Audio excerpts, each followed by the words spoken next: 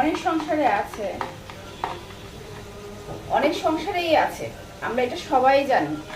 কার মাথায় যে কাঁঠালটা ভেঙে খেতে হবে এটা কিন্তু অনেকেই বুঝে, বিশেষ করে মনে হয় বুঝে ছেলের মায়েরা। শুধু ছেলের মাদের কথা বলবো না, মেয়ের মায়েরাও বুঝে কার মাথায় যে একটা মাথায় কাঁঠাল ভেঙে খেতে হয় সেটা সবাই বুঝে।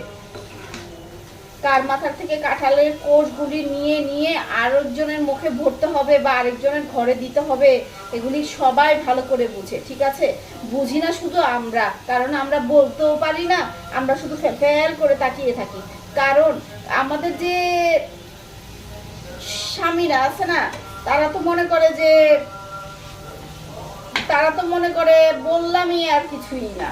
কিন্তু আমরা তো আবার সবই বুঝি যে কোথায় কোন নাটকটা চলতেছে, কোথায় কোন নাটকটা করে করে কাঁঠালের কোষ নিয়ে নিয়ে জমা হচ্ছে, সেটা তো আমরা সবই বুঝি।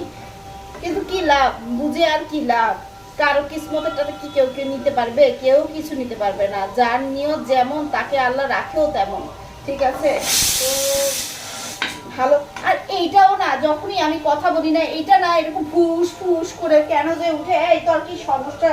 হ্যাঁ, আমি এখনই আসলাম কথা বলার জন্য আপনাদের সাথে, আর তখনই এটা ফুস করে উঠে। এটার উপরে মেজাজটা খারাপ লাগে না?